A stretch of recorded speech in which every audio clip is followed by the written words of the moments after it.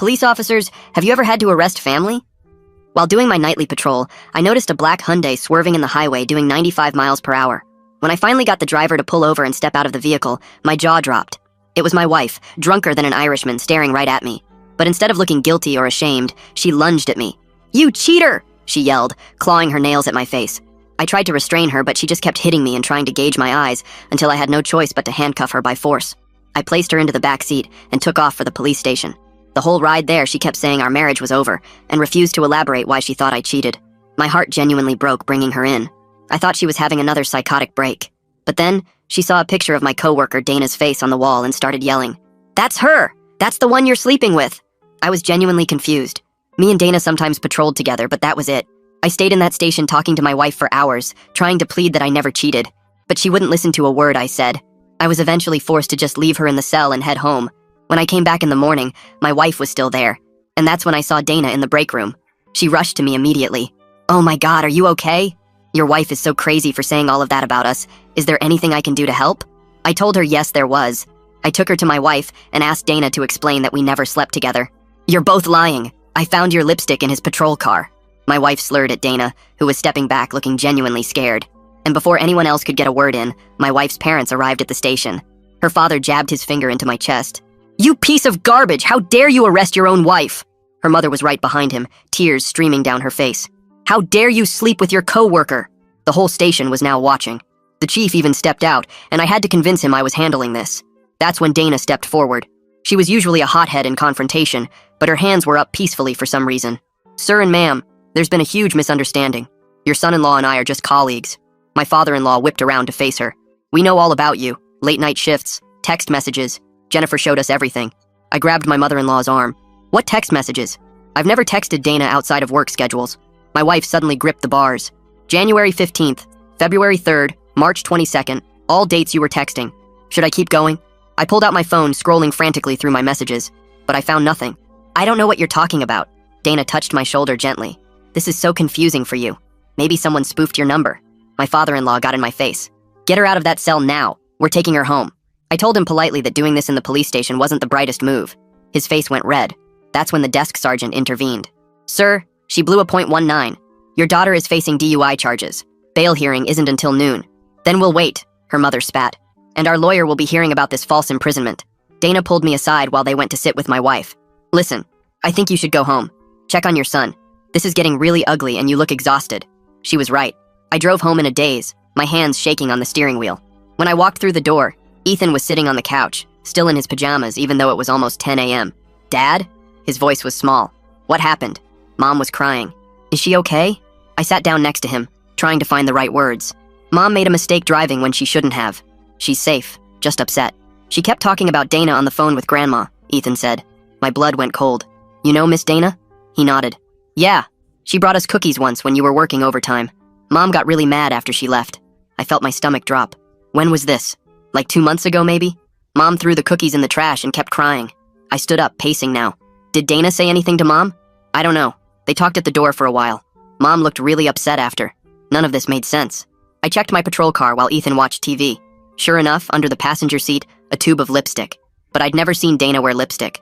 Not once in 3 years. Back inside, my phone buzzed with a text from Dana. "Your wife made bail. Her parents paid. I tried to calm things down for you, but she wouldn't listen. They're going to the house right now. I'm so sorry this is happening to you." I texted back asking her why she never told me she came to my house. Suddenly, I got no response. 5 minutes passed. Then 10. Finally, she texted back, "I just wanted to drop off shift schedules." I didn't know it would upset her. My stomach dropped. We'd been getting schedules digitally for 2 years. Before I could even fully process what this truly meant, my wife and her parents were at the door. I heard the car doors slam, and my hands started shaking as I walked to the front door. Through the peephole, I could see Jennifer standing there with her parents flanking her like bodyguards. Her eyes were red and puffy from crying, and her hair was still messy from the jail cell. I took a deep breath and opened the door. Jennifer immediately pushed past me into the house without saying a word. Her father jabbed his finger into my chest hard enough to hurt. "You're going to explain everything right now," he growled. I stepped back, trying to keep things calm for Ethan, who was still on the couch. Jennifer saw him and rushed over, dropping to her knees and pulling him into a tight hug. Ethan wrapped his arms around her neck and started crying. "Mommy!" She held him close and looked at me over his head with pure hate in her eyes. I told Ethan he should go to his room and watch cartoons, but he clung to Jennifer harder. "I'm scared." he whimpered into her shoulder. My mother-in-law stepped forward and started counting on her fingers. She listed the text messages, the lipstick in my car, Dana coming to our house with cookies.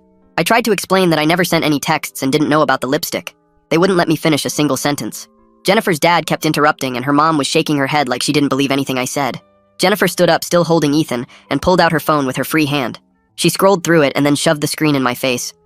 There were screenshots of text messages that looked like they came from my number to Dana. The messages were flirty and talked about meeting up after work. One said I couldn't wait to see her again, and another mentioned how beautiful she looked. My stomach dropped because I knew I never wrote any of those messages.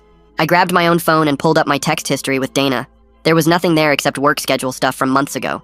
Jennifer saw my screen and screamed that I obviously deleted them to cover my tracks. Her dad said he was going to call the phone company himself to get the real records. The whole time, Ethan was crying harder and burying his face in Jennifer's shoulder. My mother-in-law kept saying she knew something was wrong when I started working late shifts. Jennifer suddenly grabbed a glass from the coffee table and threw it at the wall. It shattered into pieces and Ethan started screaming. I realized this was getting completely out of control and our son was going to be traumatized. I told them I would stay somewhere else tonight to give everyone space to calm down. Jennifer said if I walked out that door, I was admitting I was guilty. Her parents agreed and said leaving would prove I was a cheater. But I could see Ethan shaking and crying, and knew at least one of us needed to think clearly. I went to the bedroom and grabbed a bag, throwing in some clothes and my phone charger. Jennifer followed me, yelling that I was destroying our family for some woman at work. I told her again that nothing happened with Dana, but she wouldn't listen. Her dad stood in the doorway trying to block me from leaving. I had to squeeze past him while he called me every name he could think of. As I got to my car, Jennifer screamed from the porch that our marriage was over. I drove away with my hands shaking on the wheel, not even sure where I was going. I pulled into a parking lot and called Dexter Harris, our union rep at the department. He answered on the third ring, and I explained everything that had happened. He told me to document absolutely everything and not to talk to anyone at work about this. He said the department would probably put me on desk duty once they heard about the arrest. He also said I should write down every interaction I'd had with Dana recently. I thanked him and drove around for another 20 minutes trying to think. Finally, I pulled into a cheap motel off the highway and got a room for the night. The room smelled like old cigarettes, and the bed creaked when I sat down. I pulled out a notebook from my bag and started writing everything I could remember. I wrote about how Dana always touched my shoulder when she talked to me, how she knew about the arrest before anyone else told her, how she showed up at the station right when Jennifer's parents arrived, the way she volunteered for every overtime shift when I was working, how she always sat next to me during briefings even when other seats were open. I remembered she brought coffee to my car once without me asking. She laughed at all my dumb jokes even when they weren't funny. I wrote until my hand cramped up and I had 3 pages of notes. Looking at it all written down made me feel sick to my stomach. How had I not seen this pattern before now? I kept writing about the cookie incident Ethan had mentioned. Dana had never said anything about going to my house. She acted like she barely knew where I lived. But she'd been there talking to Jennifer for 12 whole minutes according to what I remembered. And now she'd lied about bringing paper schedules when we'd been using digital ones forever. My phone buzzed with texts from Jennifer calling me names and saying she wanted a divorce. I didn't respond because I knew anything I said would make things worse right now. The next morning my phone rang while I was still in that crappy motel bed, and it was Dexter calling to tell me the department wanted me on modified duty starting immediately. He said the chief was worried about liability if I was out on patrol while distracted by all this personal stuff. It made sense, but still hurt knowing I couldn't do my regular job. Dexter told me to come to his office at 10 so we could figure out how to protect my job and my reputation from whatever was really going on here. When I got there, he had a whole legal pad full of notes and started laying out his plans step by step. First thing was getting my phone records from the carrier to prove I never sent those texts Jennifer kept talking about. He made the call right there in front of me and put in the official request saying we needed them for a department investigation. Then he pulled out his calendar and scheduled me for an internal affairs interview in 2 days, which made my stomach drop. He spent the next hour coaching me on what to expect and kept saying to stick to facts only and not guess about why Dana might have done any of this. That evening, after leaving his office, I couldn't help myself and drove by my house just to see if things had calmed down. Jennifer's parents' car was still in the driveway, and all the lights were on inside, which meant they were probably all still there talking about what a terrible person I was. I pulled out my phone and texted Jennifer, asking if I could at least call Ethan to say goodnight since I hadn't seen him in over a day. She didn't answer for 3 whole hours, and when she finally did, it was just 2 words saying he was asleep.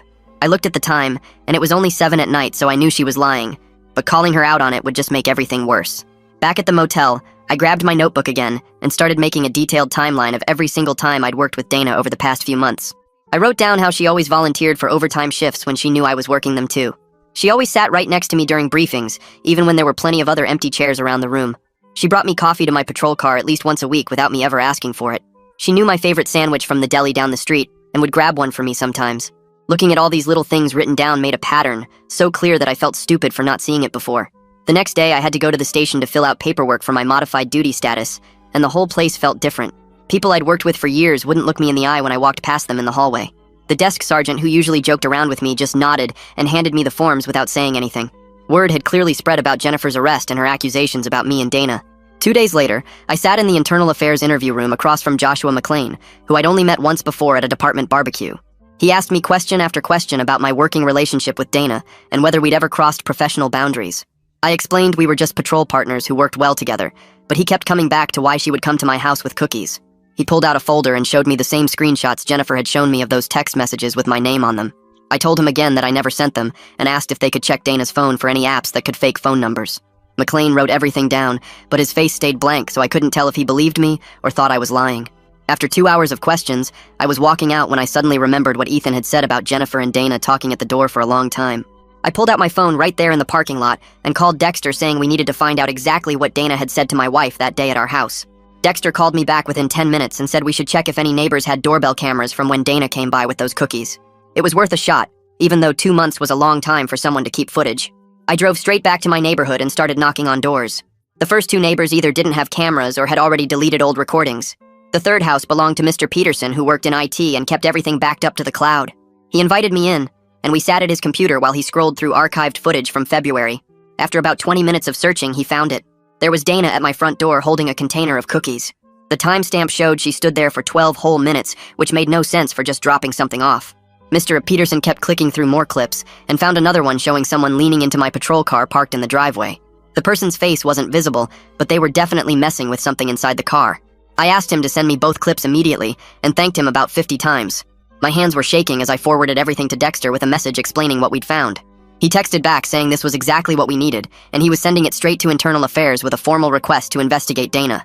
For the first time since this mess started, I felt like someone might actually believe me. That night around 9, my phone rang and it was Jennifer's father. He started yelling before I could even say hello. He said if I didn't drop all this nonsense about Dana and let Jennifer come home, he would go to every news station in town. He called me a dirty cop who arrested his own wife to cover up an affair. I put him on speaker and started recording like Dexter had told me to do. Jennifer's dad kept going for 10 minutes straight, making threat after threat. When he finally hung up, I saved the recording and sent it to Dexter. The next morning, I got a call from the station saying Internal Affairs wanted to see me immediately. When I got there, Joshua McLean told me they'd called Dana in for questioning based on the footage I'd provided. They also needed to do a full forensic sweep of my patrol car, which meant I had to turn it in right away. Without a patrol car, I couldn't even do desk duty, so I was basically suspended without being officially suspended. McLean said it would take at least a week to process everything. I left the station feeling lost and called Dexter, who said I should hire a family lawyer immediately. He recommended Veronica Harris, who specialized in custody cases involving law enforcement. I met with her that afternoon at her office downtown. She looked through all my documentation and said Jennifer's emotional state and false accusations actually gave us grounds to request supervised visitation. The thought of needing supervision to see my own son made me feel sick, but Veronica said it was the only way to guarantee I could see Ethan regularly. She started preparing the paperwork right there in her office. We filed everything with the court the next day, asking for supervised visits twice a week. Veronica argued that Jennifer's drinking and unstable behavior made her unpredictable around Ethan. The court clerk said we'd get a hearing date within 2 weeks. 3 days later, McLean called saying the forensics team had finished with my patrol car. They found the lipstick tube had no clear fingerprints, just some smudged partials that could belong to anyone. But they did find traces of a perfume on it that didn't match any products Jennifer owned. I asked how they knew what perfume Jennifer used, and McLean said they'd gotten a warrant to test items from our house. This whole thing was getting more invasive by the day. The best news came a week later when the phone company records finally arrived. Dexter called me practically shouting with excitement. The records proved no texts were ever sent from my number to Dana's on any of the dates Jennifer had claimed. Someone had definitely faked those messages, which meant someone was deliberately trying to destroy my marriage. Dexter said this was huge because it proved I was being set up. We now had concrete evidence that someone was lying, and it wasn't me. He immediately filed copies with Internal Affairs and sent them to Veronica for the custody case. Jennifer's lawyer tried to block the evidence, saying it was obtained improperly, but the judge allowed it. Things were finally starting to turn in my favor. The doorbell footage, the fake texts, and the planted lipstick all pointed to someone trying to frame me. Dana was still working, but had been moved to a different shift pending the investigation. I heard from other officers that she was telling everyone I was crazy and trying to blame her for my marital problems. But the evidence was speaking louder than her words. Internal Affairs expanded their investigation and started looking into Dana's work history and any other complaints. Veronica said all this evidence would help in family court because it showed I was the victim, not the cheater. She was building a strong case for why I deserved equal custody once everything was resolved. For now, though, I just wanted to see my son. The supervised visitation hearing was set for the following Monday, and I spent the whole weekend preparing what I wanted to say. Monday morning, I walked into the courthouse wearing my best suit and trying to keep my hands steady. The judge looked over the paperwork while Jennifer sat with her parents on the other side of the room. The hearing took less than 20 minutes, with the judge granting me supervised visits twice a week at the community center. Jennifer's lawyer stood up and handed the judge another stack of papers. He was filing for an emergency protective order, claiming I was harassing Jennifer by investigating her claims about Dana. Veronica jumped up immediately and showed the judge all our evidence, including the phone records proving those texts were fake. The judge read through everything and denied the protective order, saying I had every right to defend myself against false accusations. Jennifer's parents whispered angrily to their lawyer while we left the courtroom. 2 days later, we all met for mediation in a small conference room at the courthouse. The mediator tried to get Jennifer to speak, but her father kept interrupting and answering for her. Her mother would grab Jennifer's arm every time she started to say something on her own. The mediator stopped the session after 40 minutes and wrote in her notes that Jennifer seemed unable to speak freely with her parents present. She recommended Jennifer attend individual counseling without family members. That afternoon, my phone buzzed with a text from Dana saying she was sorry about everything and hoped we could talk soon. I showed it to Dexter immediately, and he told me to block her number right away, but save the message as evidence first. I screenshot everything and sent it to him before blocking her. The next morning, McLean called to update me on the investigation. Internal Affairs had interviewed Dana, and she denied any romantic interest in me, claiming she was just being friendly to a colleague. McLean said her story had major problems, though, because she kept changing details about why she came to my house. Friday finally came, and I drove to the community center for my first supervised visit with Ethan. The supervisor led me to a bright room with toys and books where I waited nervously. When the door opened, Ethan ran straight into my arms, crying and asking when I was coming home. My chest felt tight as I told him I didn't know yet, but that I loved him so much. We sat on the floor playing with Legos while the supervisor took notes in the corner. Ethan mentioned that Mom had been crying a lot lately, and Grandma kept saying mean things about me. He said Grandma called me a bad man and told him I didn't love them anymore. I wrote this down in my notebook but didn't ask him more questions because I didn't want to upset him. We spent the rest of our 2 hours building a huge Lego castle and reading his favorite books. When time was up, Ethan clung to me, begging me not to leave. The supervisor had to gently pull him away while he cried for me. I sat in my car in the parking lot for 20 minutes trying to pull myself together before driving home. McLean called me that evening with huge news about Dana. He discovered she accessed the evidence room and printed old paper schedules 3 days before she visited my house with cookies. The computer logs showed she printed schedules from 6 months ago, which completely destroyed her claim about dropping off current schedules. This was solid proof she had planned something and lied about it. Monday morning, the chief called me into his office personally. He sat behind his desk looking tired and said this whole situation was becoming a major problem for the department. He promised to be fair, but warned that if Dana had done something wrong, there would be consequences for everyone involved, including possible policy changes. He said the department's reputation was at stake and the city council was asking questions. I left his office feeling even more stressed than before. Wednesday was Jennifer's DUI arraignment at the courthouse. She stood before the judge while her lawyer tried to blame the arrest on our marital problems, saying she was emotionally distressed. The judge wasn't buying it, though, and pointed out that a blood alcohol of 0.19 was extremely dangerous, regardless of personal problems. He ordered Jennifer to complete an alcohol assessment and attend treatment as part of her plea deal. Her lawyer kept arguing, but the judge cut him off, saying drunk driving endangered innocent people no matter what was happening at home. Jennifer looked small and defeated as they led her out. That afternoon, I had my first appointment with a therapist that Veronica recommended. I sat in her office feeling weird about talking to a stranger, but after an hour, I felt lighter somehow. She helped me see that I wasn't going crazy, and that someone really had tried to destroy my marriage and career on purpose. She said the evidence clearly showed manipulation and deception. That wasn't my fault. We talked about how Dana's actions were calculated and deliberate, not just misunderstandings. She gave me techniques for handling the stress and dealing with the uncertainty of not knowing why Dana did this. I left feeling more clear-headed than I had in weeks. The investigation was moving forward, and the truth was slowly coming out, even though it was destroying everything I'd built. 3 days later, my neighbor knocked on my door holding his laptop and looking worried. He opened it to show me another doorbell clip from the morning Jennifer got arrested, and there was a white Honda Civic parked outside our house at 6 in the morning, 2 hours before Dana's shift even started. I zoomed in on the license plate, and my hands started shaking because I recognized those numbers from the parking lot at work. The timestamp showed she sat there for 20 minutes just watching our house before driving away. I thanked him and immediately called Dexter, who told me to document everything and file a formal complaint with the department right away. I spent the next 2 hours writing up every single thing Dana had done, from the lies about schedules to showing up at my house to the fake text messages Jennifer saw. Dexter reviewed it and helped me add specific policy violations before we submitted it to Internal Affairs with all the evidence attached. The union president called me personally to say they were backing me completely and would provide legal support if needed. McLean from Internal Affairs called me the next morning with more bad news about Dana. They'd been digging through computer logs and found she'd accessed the patrol car assignment system 17 times in the past 6 months, always making sure she'd be partnered with me. She also pulled my personnel file back in January, which she had no reason to access since she wasn't a supervisor. He said they were building a case for stalking and harassment that went way beyond just workplace misconduct. That afternoon, Jennifer's mother called me crying so hard I could barely understand her. "I'm so sorry," she kept saying over and over. I asked her what happened, and she said she'd been looking at all the evidence I'd sent through my lawyer, the phone records showing no texts, the doorbell footage of Dana lurking around, all the lies Dana told. She said she just wanted what was best for Ethan, and maybe they'd been wrong about everything. I told her to really think about what was true here, because our son needed both his parents thinking clearly. She cried harder and said Jennifer was drinking again and wouldn't listen to anyone. 2 nights later, my phone rang at 1 in the morning, and it was Jennifer, drunk and slurring her words. She went back and forth between screaming at me and crying, saying she didn't know what was real anymore. Then she said something that made me sit up straight.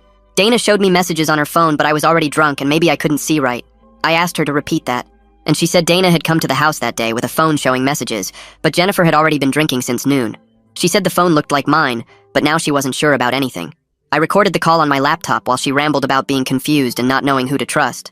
The next week, we had our first family court hearing, and the judge set up a temporary separation agreement. I got Ethan Friday night through Sunday evening, which wasn't nearly enough, but my lawyer said it was standard and better than nothing. At least it gave Ethan some stability and routine, which he desperately needed after all this chaos. The judge ordered both of us to focus on Ethan's well-being above everything else. 2 days later, Ethan's school counselor called both of us into a meeting about his falling grades and anxiety. He was having trouble sleeping and crying at random times during class. Jennifer and I sat on opposite sides of the room, but we both agreed to work together just for school stuff. We set up a plan for extra support and counseling at the school, and for once we didn't fight about anything. The counselor said Ethan needed to see stability between us, even if we were separated. That Thursday, I was leaving my therapy appointment when Dana appeared in the parking lot walking straight toward me. Before she could say anything, Dexter came out of nowhere and stepped between us. "You need to leave right now," he said to her. She looked shocked and backed up quickly, practically running to her car. Dexter had been following me for protection after the union heard she might try to contact me. He said she'd been waiting there for an hour, according to the security guard. McLean called me that evening with huge news about Dana's phone. They'd found metadata showing she had an app called Text Now that let you send messages from fake numbers. She deleted it the day after Jennifer's arrest, but they were working with the company to recover the data. He said this was the smoking gun they needed to prove she faked those messages Jennifer saw. It would take a few weeks, but he was confident they'd get the evidence. I spent the weekend putting together a packet of everything we had so far. The phone records proving I never texted Dana, both doorbell videos showing her at our house, the evidence that she lied about schedules, the computer logs of her accessing my files, the patrol car assignments she manipulated, and now the deleted messaging app. I organized it all chronologically with timestamps and explanations. Veronica looked it over and said it was overwhelming proof that I was being set up by someone who'd been planning this for months. Veronica scheduled the meeting for the following Tuesday at her office and told me to bring every single piece of evidence we had collected. I arrived early and helped her set up the conference room, arranging all the documents in order on the table while she tested the laptop to make sure the doorbell videos would play properly. Jennifer arrived with her parents 20 minutes late, and I could see she'd been crying again from her puffy red eyes and the tissues she kept clutching in her hand. Her father sat down across from me with his arms crossed, while her mother held Jennifer's hand and kept rubbing her back. Veronica started by showing the phone records first, pointing to each date Jennifer had mentioned, and proving no texts existed between me and Dana on those days, or any other days for that matter. Jennifer's father kept shaking his head, but I noticed her mother leaning forward to look closer at the papers. Then Veronica played the doorbell footage showing Dana at our house for 12 whole minutes, when she claimed she was just dropping off schedules we hadn't used paper copies for in 2 years. Jennifer's mother gasped and grabbed the papers showing when we switched to digital schedules, her hands shaking as she read the dates. The second video showed someone reaching into my patrol car that same day Dana visited, and even though the person's face wasn't visible, you could see them placing something under the passenger seat. Veronica then showed the forensics report about the lipstick having no clear fingerprints and containing a perfume Jennifer never used, plus the metadata evidence about Dana's deleted messaging app. Jennifer's mother started crying harder now, not angry tears but something else, and she kept looking between me and Jennifer like she was seeing everything differently. Her father still sat there with his jaw clenched, but even he couldn't argue with the patrol car assignment logs showing Dana had manipulated the system to be my partner over and over again. After 2 hours of going through everything, Jennifer finally spoke up and said she'd enter treatment if I stopped the investigation, but Veronica quickly explained that wasn't how it worked, since Internal Affairs was handling Dana's case separately from our family situation. Jennifer's mother suddenly stood up and walked around the table to where I was sitting, and I tensed up expecting her to hit me or scream, but instead she just touched my shoulder and said she was sorry for not believing me. Her father didn't apologize, but he did tell Jennifer they needed to focus on getting her help instead of fighting me, which was more than I expected from him, honestly. Jennifer agreed to enter an intensive outpatient program that would meet 3 times a week and promised to stop telling people I was cheating while the investigation continued. It wasn't an apology, and she still looked at me with suspicion. but at least it meant Ethan wouldn't have to hear his grandparents calling me names anymore. 3 days later, I got the call from McLean that Internal Affairs had finished their preliminary investigation and found no evidence of any inappropriate relationship between me and Dana, though they strongly recommended I be reassigned to day shift to avoid any future contact with her. I accepted immediately since I just wanted to get back to normal work and stop being the guy everyone whispered about in the hallways. That same afternoon, the chief called Dana into his office and gave her a formal reprimand plus immediate reassignment to the North Precinct, pending the full investigation, and word spread through the station within an hour that she was basically done at our department. She cleaned out her locker while I was on patrol so we wouldn't cross paths, but guys told me later she didn't say goodbye to anyone and just walked out with a box of her stuff looking straight ahead.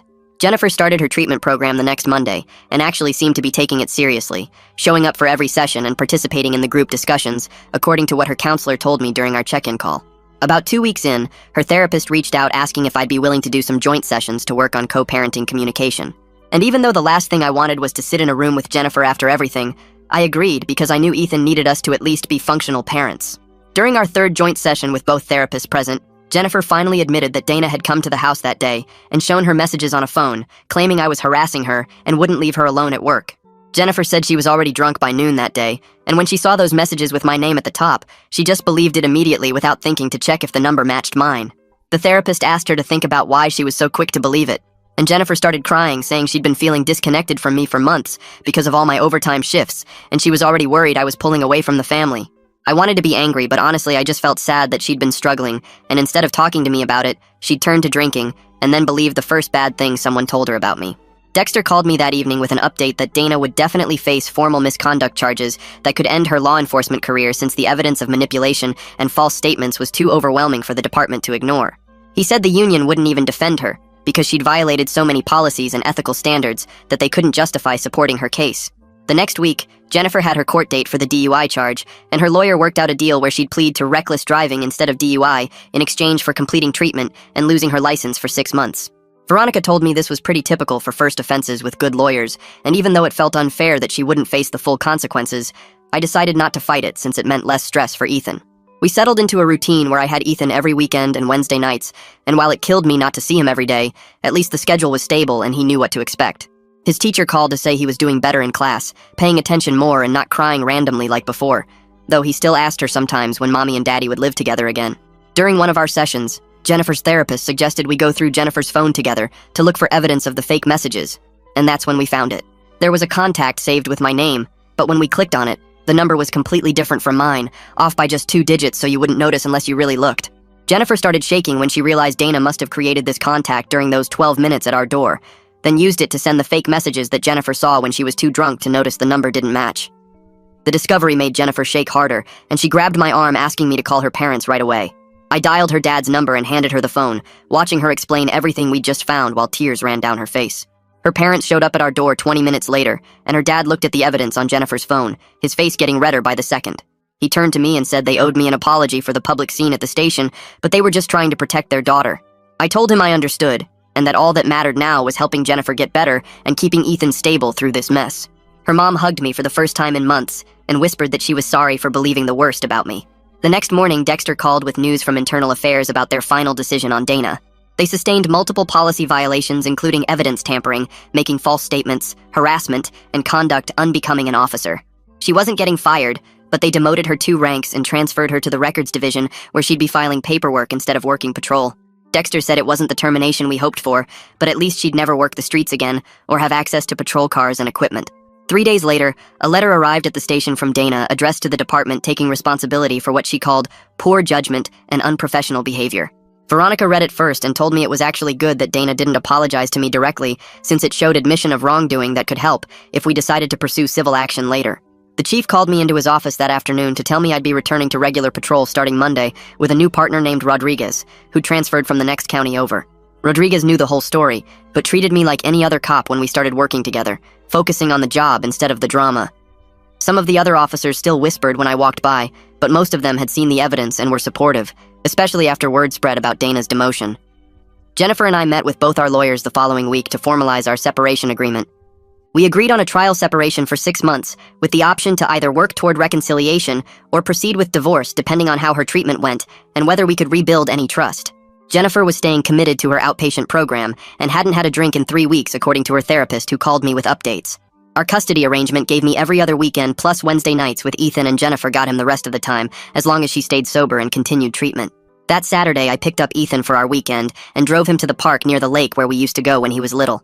We bought a bag of bread from the corner store and spent 2 hours feeding the ducks and geese, not talking about anything serious, just enjoying being together.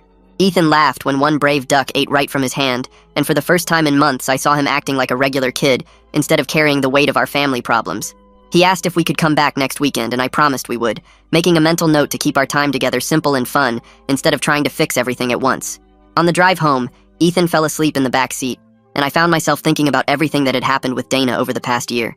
Looking back at all the little moments, the way she always volunteered for my shifts, how she'd touch my shoulder or arm when we talked, the excuses to be near me.